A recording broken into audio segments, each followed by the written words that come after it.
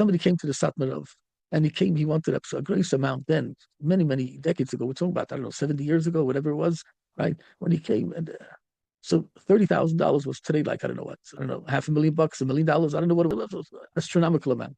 And he needed for this and that. He had a whole cheshbon of tzoros and operations and shidduchim and chayvus and the kids. So the Gabba thought, the Rebbe can schlep at $100, but being the Satmar Rebbe is unpredictable. You can never know. So, sometimes he was such a person that it was an English type. Satmar is Romania, but today, but it probably was English. I don't know if it was English.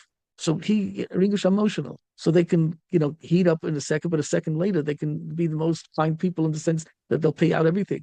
The Satmar of, somebody came to him and he mamish cried how many tzoros he has, and he gave him a lot of money.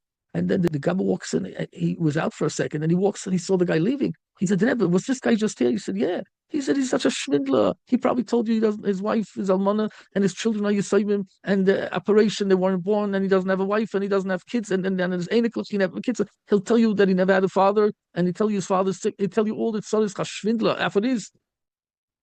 So the Rebbe gave him a few that. He's a Ganav. So the Rebbe said, what, it's not true, Baruch Hashem? I thought the guy's sick like anything. Baruch Hashem is not true. That's what the Satmar Rebbe was all about. Not see it. Okay, but that's not the point of it. So if somebody comes to Satmar Rebbe with a pekel tzaras, and he needs $30,000. So the Satmar Rebbe goes to, I don't know where he went to, where he had his money, and he pulled out $29,900. And the Kabbalah understand, if you give him such an astronomical amount of money, in those times, I don't know, you could have bought a few houses with that. And what's the last 100 you didn't give him, says the Satmar Rebbe? If I would have given him what he asked, then he would cry his whole life. How come he didn't ask for more?